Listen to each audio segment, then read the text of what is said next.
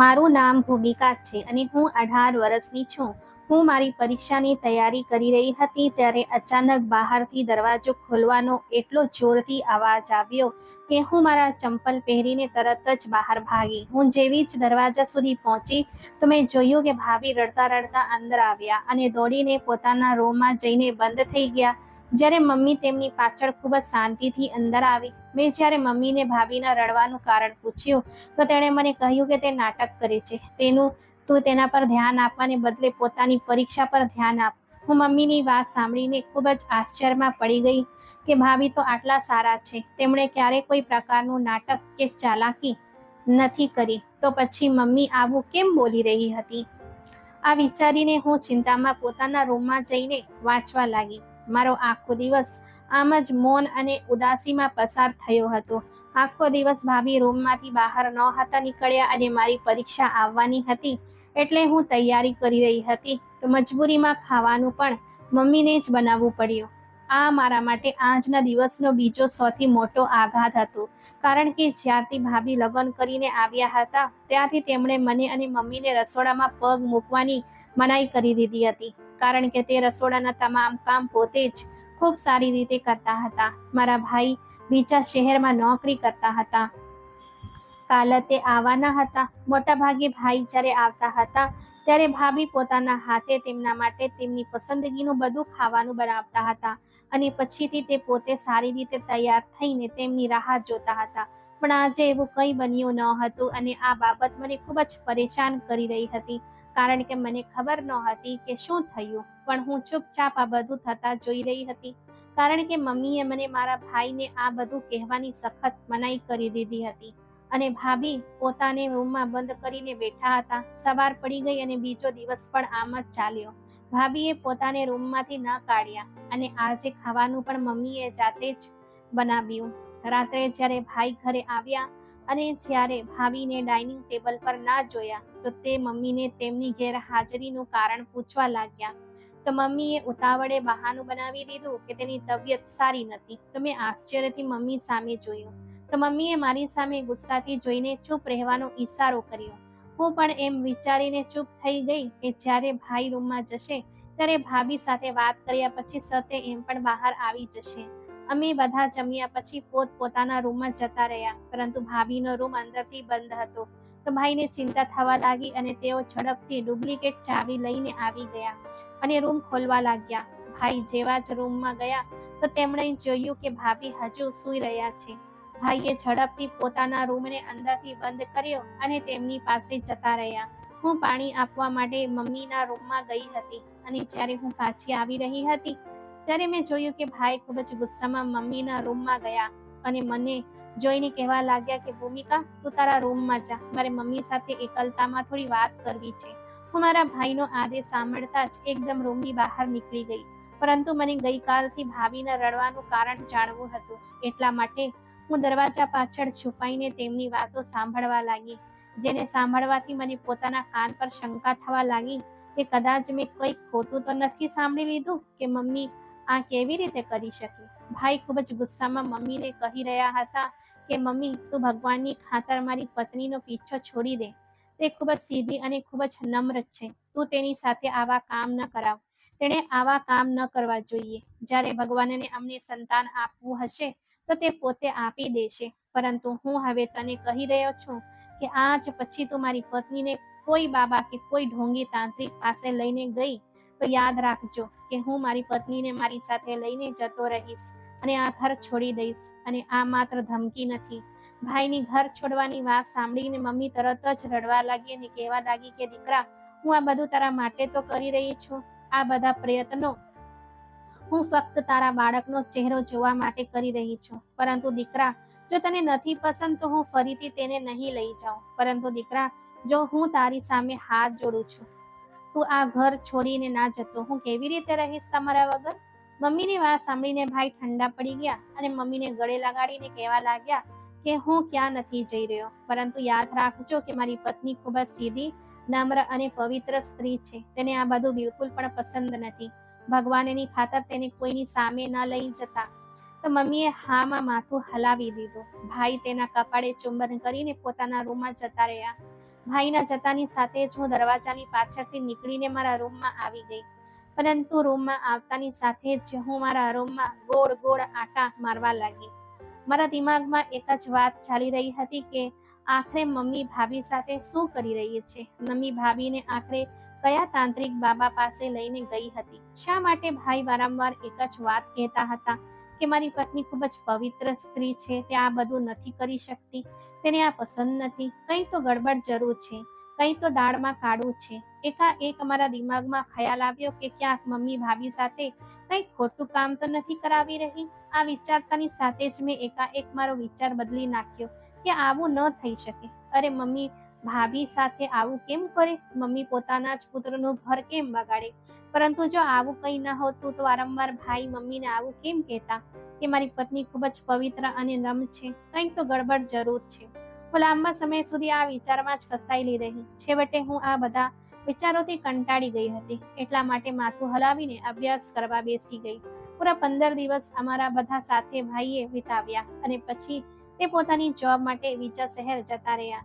દિવસો આમ જ વીતતા ગયા, પરંતુ હવે બધું પહેલા જેવું થવા લાગ્યું. મમ્મી તે દિવસની ભાઈના જવાની ધમકી પછી ભાભીને કોઈ પણ પંડિત કે બાબાની પાસે લઈને નહોતી ગઈ. એટલા માટે ભાભી બહુ ખુશ થયા અને શાંતિથી રહેતા હતા. ભાભી હવે પહેલાની જેમ બધું કરવા લાગ્યા હતા અને મારી સાથે પણ ઘણો સમય વિતાવતા હતા. પરંતુ જ્યારે પણ હું તેમને તે દિવસ વિશે પૂછતી, જે દિવસે તે રડતા રડતા ઘરે આવ્યા હતા, તો તે ગભરાઈને વાત બદલી નાખતા અને અચાનક મારી પાસેથી ઊભા થઈને જતા રહેતા. મને તેમના આ વર્તનથી ખૂબ જ આશ્ચર્ય થતું કે આખરે ભાભી આ રીતે ગભરાઈ કેમ રહ્યા છે અને મને કેમ કંઈક નથી જણાવતા. બીજી બાજુ મમ્મીનું વર્તન પણ મને આશ્ચર્યજનક અને પરેશાન કરતું હતું. તે અવારનવાર ભાભીના રૂમમાં ઘૂસીને ખબર નહીં તેમને શું શું કહેતી રહેતી, પરંતુ જેવી જ હું તેમના રૂમમાં જતી તો મમ્મી મને અને ભાભી બંને ગભરાઈ જતા. બલકે મમ્મી તો મને ખૂબ ગુસ્સામાં સંભળાવી પણ દેતી અને કેટલીક વાર તો મને રૂમમાંથી બહાર જવા માટે પણ કહી દેતી. હું ખૂબ જ વધારે પરેશાન હતી અને આશ્ચર્યમાં પણ હતી કે આખરે એવું શું રહસ્ય ચાલી રહ્યું છે મમ્મી અને ભાભીની વચ્ચે. મમ્મી પોતાનું વર્તન આવું કેમ કરી રહી છે, જાણે કે તે કોઈ રહસ્ય છુપાવી રહી હોય. કંઈક તો હતું એવું જે ખોટું હતું, કંઈક તો હતું એવું જે મમ્મી અમારા બધાથી છુપાવીને ભાભી સાથે કરાવી રહી હતી. પરંતુ તે આખરે એવું કયું રહસ્ય હતું? આ બધા પ્રશ્નો મને વારંવાર ખૂબ જ પરેશાન કરતા હતા. હું નહોતી ઈચ્છતી કે મારા માસૂમ ભાભી સાથે કંઈક પણ ખોટું થાય, પરંતુ મને સચ્ચાઈની પણ ખબર નહોતી. હું એમ જ કેવી રીતે કોઈ ઉપર આરોપ પણ નાખી શકું? એટલા માટે હું મજબૂર થઈને ચૂપચાપ યોગ્ય સમયની રાહ જોવા લાગી. હવે ઘરનું વાતાવરણ મને ખૂબ જ ઉગડામણ જેવું લાગવા લાગ્યું. ભાભી ઘરનું કામ પતાવીને ચૂપચાપ રૂમમાં જઈને બંધ થઈ જતા. હવે ભાભીએ મારી સાથે બેસવાનું પણ બંધ કરી દીધું અને તેનું કારણ એ હતું કે તે જ્યારે પણ મારી પાસે બેસતા તો હું એ જ પ્રશ્ન પૂછવા લાગતી. એટલા માટે તેમણે હવે મારાથી દૂર રહેવાનું શરૂ કરી દીધું હતું. જ્યારે મમ્મી તો ગુસ્સામાં આમ તેમ ફરતી રહેતી હતી, જાણે તેનો કોઈ મહત્વનો હેતુ સિદ્ધ ન થઈ રહ્યો હોય, જાણે તેનું કોઈ કામ પૂરું ન થઈ રહ્યું હોય. પરંતુ જ્યારે હું પૂછતી ત્યારે તે મને સખત ઠપકો આપતી. હું ખૂબ જ આતુરતાથી ભાઈના આવવાની રાહ જોવા લાગી. મેં 2-3 વાર ભાઈને ફોન કરીને પણ કહ્યું કે ભાઈ આ વખતે પ્લીઝ વહેલા ઘરે આવી જાઓ, મારે તમારી સાથે ખૂબ જ અગત્યની વાત કરવાની છે. પરંતુ ભાઈએ કહ્યું કે ભૂમિકા, હું તારા બોલવાથી ઘરે આવી જતો, પણ આ મહિને બધી જવાબદારી મારા ઉપર છે અને કંપનીના કેટલાક એમ્પ્લોયર્સ પણ રજા ઉપર ગયા છે, તેથી હું ઈચ્છું પણ ના તો પણ ના આવી શકું. ભૂમિકા, બસ થોડા દિવસની તો વાત છે, પછી મારે આવવાનું જ છે. પછી આપણે બેસીને આરામથી વાત કરીશું. મારા ભાઈની લાચારી જોઈને મારે ચૂપ રહેવું પડ્યું. હું ચૂપચાપ મારા ભાઈના આવવાની રાહ જોવા લાગી. એક દિવસ મમ્મીની બહેનપણી મીઠાઈનો ડબ્બો હાથમાં લઈને ઘરે આવી. મમ્મીને મળીને તે મમ્મીની આંખોમાં કંઈક ઈશારા કરવા લાગી. મને તેનું આ વર્તન બિલકુલ પણ સારું ન લાગ્યું, પરંતુ તેની બધી હરકતો ખૂબ જ વધારે અજીબ હતી. જ્યારે મમ્મી પણ તેની આ અજીબ હરકતોમાં તેનો પૂરો સાથ આપી રહી હતી, જ્યારે તેની આ જ વાત મને ચોંકાવી રહી હતી. થોડા સમય વીત્યા પછી ભાભી નાસ્તાથી ભરેલી ટ્રે લઈને આવ્યા. ભાભી ટ્રે મૂક્યા પછી પાછા વળીને જવાના જ હતા, ત્યારે જ મમ્મીની બહેનપણી સરલા આંટીએ તેનો હાથ જોરથી પકડી લીધો. ભાભીએ તેમની સામે આશ્ચર્યથી જોયું. સારલા આંટી કંઈક બોલે એ પહેલા મમ્મીએ કહ્યું, પુષ્પા દીકરા, થોડી વાર અમારી સાથે બેસ, મારી મિત્ર તારી સાથે કંઈક વાત કરવા માંગે છે. મમ્મી અને તેની બહેનપણી વારંવાર આંખોથી વાતો કરી રહ્યા હતા અને પછી તે બંનેના ચહેરા ઉપરનું સ્મિત મને કંઈક કહી રહ્યું હતું કે કંઈક અપ્રિય થવાનું છે. મારા પર આશ્ચર્યનો પહાડ તૂટી રહ્યો હતો. સરલા આંટીએ ભાભીનો હાથ પકડીને ઘમંડથી કહ્યું કે જો મારા દીકરાના લગ્નને હજુ 1 વર્ષ પૂરું પણ નથી થયું અને જો મારી વહુએ મને દાદીનું સુખ આપી દીધું. લગ્નના પહેલા જ વર્ષે મારી વહુએ મારા ખોળામાં એક સ્વસ્થ પૌત્રને નાખી દીધું. હું તો ખૂબ જ નસીબદાર છું. સરલા આંટીની સ્ટાઇલ એવી હતી કે જાણે તે ભાભીને અપમાનિત કરવાનો પ્રયાસ કરી રહી હોય. ભાભી પણ બિચારા માથું નીચું નમાવીને સાંભળી રહ્યા હતા. તે બીજું કરી પણ શું શકે. એટલી જ વારમાં મમ્મીની બહેનપણી પૂછવા લાગી, તારા લગ્નને તો 3 વર્ષ થઈ ગયા છે, તો પણ તે કોઈક સારા સમાચાર નથી આપ્યા હજુ સુધી. ભાભી તેમનો પ્રશ્ન સાંભળીને ખૂબ જ દુઃખી થઈ ગયા હતા. તે આંખો નીચી કરીને નામાં માથું હલાવવા લાગ્યા. સરલા આંટી ફરીથી ભાભીના ચહેરાને સ્પર્શ કરીને કહેવા લાગી કે બેટા, તું છે તો ખૂબ જ સુંદર, કોઈ ખામી પણ દેખાતી નથી તારામાં. તો પછી આખરે વાંધો શું છે જેથી અત્યાર સુધી તારો ખોળો ભરાયો નથી? પછી તે અચાનક ચહેરા ઉપર હાથ રાખીને કહેવા લાગી, શું તું વાંજણી તો નથી ને? તેમનો પ્રશ્ન સાંભળીને ભાભી રડવા લાગ્યા અને કહ્યું, ના આંટી, એવું કંઈ નથી. જ્યારે ભગવાનને મંજૂર હશે ત્યારે ભગવાન જરૂર મારો ખોળો ભરશે. જ્યારે આંટીએ ભાભીની વાત સાંભળીને પોતાનો ચહેરો ઉદાસી કરીને કહ્યું કે બેટા, પ્રાર્થના સાથે સાથે દવા અને તાંત્રિક વિદ્યા પણ જરૂરી છે, પરંતુ આજકાલની પેઢીએ કોણ સમજાવે? તેમની વાત સાંભળીને ભાભી પોતાની આંખમાંથી આંસુ સાફ કરીને પોતાના રૂમમાં જતા રહ્યા. આંટી પણ મમ્મીને મળીને ચાલા ગયા. સરલા આંટીના ગયા પછી ભાભી થોડી વારમાં જ તેમના રૂમથી બહાર નીકળીને મમ્મી પાસે આવ્યા અને પોતાના આંસુ સાફ કરતા કરતા કહેવા લાગ્યા કે મમ્મી, હું રાજી છું તે બાબા પાસે જવા માટે. બસ ભરતને આ વાત વિશે કોઈ પણ રીતે ખબર ના પડે. મમ્મીએ હસતા હસતા કહ્યું કે આ તો તે ખૂબ જ સારો ફેસલો લીધો અને આ વાત હું શું કામ જણાવું મારા દીકરાને? બલકે તું આ ધ્યાન રાખજે કે કોઈ પણ રીતે આ વાત તેના કાને ન સુધી પહોંચે. ભાભી રડતા રડતા મમ્મીને કહેવા લાગ્યા કે બસ હવે મારાથી વાંજળીના ટોળા નથી સહન થતા. બસ એટલા માટે જ મેં આ નિર્ણય લીધો અને તમારે ચિંતા કરવાની જરૂર નથી. હું કોઈ પણ રીતે આ વાત ભરતને જણાવવા નહીં દઉં. ભાભી આટલું કહીને રડતા રડતા ફરીથી પોતાના રૂમમાં જતા રહ્યા. જ્યારે ભાભીના ગયા પછી તરત જ મમ્મી પણ હસતી હસતી તેના રૂમમાં જતી રહી. મમ્મીનું આ વર્તન મને ખૂબ જ વિચિત્ર લાગ્યું. એટલા માટે હું પણ ધીમે ધીમે મમ્મીની પાછળ જઈને તેના દરવાજા પાછળ ઊભી રહી ગઈ. હું અંદર ડોક્યું કરવા જતી હતી ને મેં સાંભળ્યું કે મમ્મી કહી રહી હતી કે વાહ સારલા, વાહ, શું એક્ટિંગ કરી છે. તે જોયું, તારું નાટક કામ કરી ગયું. તારા જતાની સાથે જ મારી વહુ મારી પાસે આવી અને તે બધું કરવા માટે રાજી થઈ ગઈ, જેના માટે કદાચ હું તેને ક્યારેય રાજી ના કરી શકી હોત. જો સરલા, તારી એક ચાલથી જ મારી વહુ તે બાબા પાસે જવા માટે તૈયાર થઈ ગઈ. અરે, મને તો હજુ પણ વિશ્વાસ નથી આવતો કે મારી વહુ એ બાબા પાસે જવા માટે માની ગઈ છે. મમ્મી ખુશીથી બોલી રહી હતી, પરંતુ મને એવું લાગી રહ્યું હતું કે જો હું અહીં હજુ વધુ સમય ઊભી રહીશ તો ચક્કર ખાઈને પડી જઈશ. મારા માટે એ વિચારવું જ મુશ્કેલ હતું કે મમ્મીએ કેવી રીતે ભાભીને આ ઘૃણાસ્પદ જાળમાં ફસાવ્યા હતા. મમ્મી આવું કામ કેવી રીતે કરી શકે? હું આ બધું વિચારવામાં જ મગન હતી જ્યારે મને મમ્મીના પગલાંનો અવાજ સંભળાયો. હું ઝડપથી તેના દરવાજામાંથી નીકળીને પોતાના રૂમમાં આવી ગઈ. મમ્મીએ ભાભીના રૂમમાં જઈને ભાભીને કહ્યું કે કાલે સાંજે 6 વાગે બાબા પાસે જઈશું. મમ્મી અને ભાભી તો રાત્રે જમ્યા પછી પોતપોતાના રૂમમાં જઈને સૂઈ ગયા, પરંતુ ના મેં તો ખાધું કે ના તો આખી રાત મને ઊંઘ આવી. હું આખી રાત પલંગ ઉપર પડખા ફરતી રહી અને બસ એ જ વિચારતી રહી કે આખરે કાલે મમ્મી ભાભી સાથે શું કરવાની છે, આખરે તે શું કરાવવા માંગે છે ભાભી સાથે. આ જ વિચારોમાં ક્યારે મારી આંખ બંધ થઈ ગઈ મને ખબર જ ના પડી. મોડી રાત્રે સુવાને કારણે મારી આંખ સવારે બહુ મોડી ખુલી હતી. હું ઝડપથી ઊભી થઈને બહાર ભાગી. મને એ વિચાર પરેશાન કરી રહ્યો હતો કે મમ્મી ભાભીને લઈને જતી તો નથી રહી, પરંતુ જ્યારે હું આંગણમાં ગઈ તો મેં જોયું કે ભાભી અહીંયા જ છે. આમ જ ટેન્શનમાં સમય પસાર થતો ગયો અને સાંજ પડી ગઈ. સાંજે મેં જોયું કે ભાભી તૈયાર થઈને મમ્મીની રાહ જોઈ રહ્યા છે. જ્યારે મમ્મી ના જાણે કોની સાથે પોતાના રૂમની અંદર વાત કરી રહી હતી. થોડી વાર પછી મમ્મી બહાર આવી અને ભાભીને કહેવા લાગી, હવે તારે જવાની કોઈ જરૂર નથી, તું તારા રૂમમાં જા. મમ્મીની આ વાત સાંભળીને ભાભી ખુશીથી પોતાના રૂમમાં જતા રહ્યા. મને આ જાણીને ખૂબ જ આશ્ચર્ય થયું કે આખરે મમ્મીએ પોતાની યુક્તિ કેમ નકામી જવા દીધી? પછી મેં વિચાર્યું કે કદાચ મમ્મીના મનમાં ભગવાનનો ડર આવી ગયો હશે. હું ખુશ થઈને મારા રૂમમાં જતી રહી. પરંતુ થોડા સમય પછી મેં જોયું કે મમ્મી એક મોટી પોટલી ઉઠાવીને ઘબરાઈને બહાર જઈ રહી હતી. મેં મમ્મીને પૂછ્યું કે તું આવી રીતે ક્યાં જઈ રહી છે? તો મમ્મીએ તરત જ ગુસ્સામાં કહ્યું કે મારે તને જવાબ આપવાની જરૂર નથી. તું મારી દીકરી છે, ના કે હું તારી. એટલા માટે ચૂપચાપ તું તારા રૂમમાં જા. હું થોડી વારમાં આવી જઈશ. મમ્મીનું આવું વર્તન જોઈને મને ખૂબ જ આશ્ચર્ય થયું અને પછી હું ચૂપચાપ રસોડામાં જઈને મારા માટે ચા બનાવવા લાગી. ચા બનાવ્યા પછી હું ત્યાં જ બહાર બેસીને પીવા લાગી.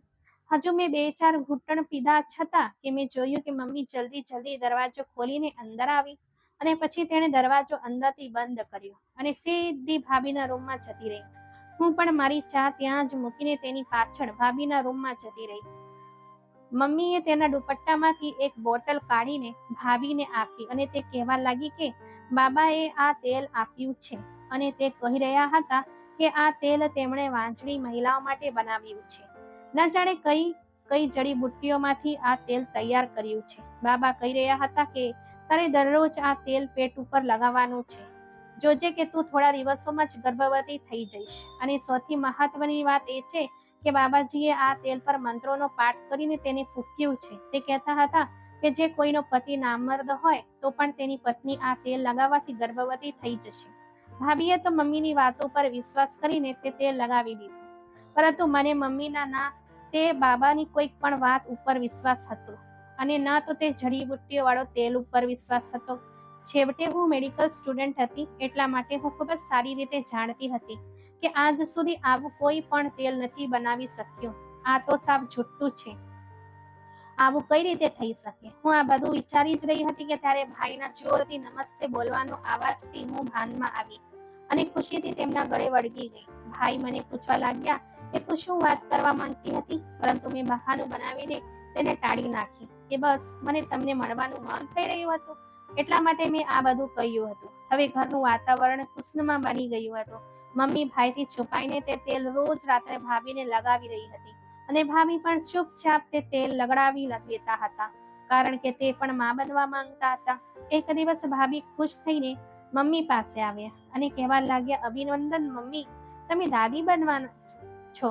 મમ્મીએ ખુશીથી ભાભીને ગળે લગાડીને તેમના કાનમાં ધીરેથી કહ્યું, વહુ જોઈ લીધી બાબાજીના તેલની અજાયબી? ભાભી જોરથી હામાં માથું હલાવવા લાગ્યા, પરંતુ મારા માટે આ માનવું ખૂબ જ વધારે મુશ્કેલ હતું. અરે, આવું કેવી રીતે થઈ શકે? એટલા માટે હું ભાભીના રૂમમાં ગઈ અને તે તેલ ચોરી છુપેથી મારા દુપટ્ટામાં સંતાડીને મારા રૂમમાં આવતી રહી. હવે મેં તે તેલ મારી મમ્મી અને ભાભીથી છુપાવીને વાપરવાનું શરૂ કરી દીધું અને એક દિવસ મારી સાથે પણ કંઈક એવું જ થયું જેનાથી મારો આંખો તો બહોળી થઈ ગઈ. મને લાગ્યું કે જાણે મારા માથા ઉપર આંખ ફાટી પડ્યું હોય અને જાણે મને મારા પગ ઉપર ઊભું રહેવું મુશ્કેલ બની ગયું હતું, કારણ કે હું ખરેખર ગર્ભવતી થઈ ગઈ હતી. હું વિશ્વાસ કરી શકતી નહોતી કે માત્ર એક તેલથી આ કેવી રીતે શક્ય છે. એટલા માટે બીજા દિવસે યુનિવર્સિટી જતી વખતે હું તે તેલની બોટલને પણ મારી સાથે લઈ ગઈ અને યુનિવર્સિટી પહોંચતાની સાથે જ હું સીધી લેબોરેટરીમાં ગઈ અને ત્યાંના ડીન સાથે વાત કરીને 4-5 પ્રયોગ શિક્ષકોની દેખરેખ હેઠળ તે તેલનું પરીક્ષણ કરાવ્યું. પરીક્ષણમાં જે રહસ્ય મારી સામે આવ્યું તેણે મને આશ્ચર્યચકિત કરી દીધું. હું મારી વિચારવાની અને સમજવાની શક્તિ ભૂલી ગઈ હતી. હું આશ્ચર્યચકિત થઈને માત્ર તે તેલ સામે જોઈ રહી હતી. હું ઝડપથી તે તેલ પકડીને મારા ઘરે ભાગી. હું MBBS નો અભ્યાસ કરી રહી હતી. પ્રેગ્નન્ટ થયા બાદ જ્યારે હું તેલની તપાસ કરાવ્યા માટે લેબોરેટરીમાં પહોંચી ત્યારે મને ખબર પડી કે તે સાદું નારિયેળ તેલ છે. તેમાં કોઈ પણ પ્રકારની કોઈ જડીબુટ્ટીઓ અથવા તો અન્ય કોઈ દવા સામેલ નથી. આ વાતે મને ખૂબ જ આશ્ચર્યચકિત કરી દીધી. એટલા માટે હું તેલ પકડીને ઝડપથી યુનિવર્સિટીની બહાર નીકળી અને યુનિવર્સિટીથી હું સીધી હોસ્પિટલ આવી અને સીધો મારો ટેસ્ટ કરાવ્યો.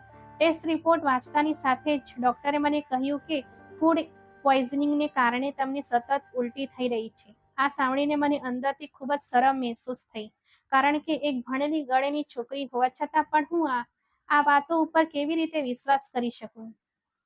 ડોક્ટરના જણાવ્યા પછી તેમની સલાહ લઈને હું ઘરે પાછી આવતી રહી અને આવતાની સાથે જ ભાઈની સામે મમ્મી અને ભાભીને બોલાવીને તેમને આ તેલ વિશેનું સત્ય હકીકત જણાવવા લાગી. મમ્મી તો આ બધું સાંભળીને જ સ્તબ્ધ થઈ ગઈ. જ્યારે ભાભી તો રડતા રડતા કહેવા લાગી કે મને તો પહેલા દિવસથી જ તે બાબો ઢોંગી લાગતો હતો. જ્યારે હું પહેલી વાર તેની પાસે ગઈ તો તે વ્યક્તિ ક્યારે મારો હાથ પકડી લેતો તો ક્યારે મારા ખભા ઉપર તેનો હાથ મૂકી દેતો. મેં મમ્મીને આ બધું કહ્યું, પરંતુ મમ્મીએ મારી વાતનો વિશ્વાસ ન કર્યો.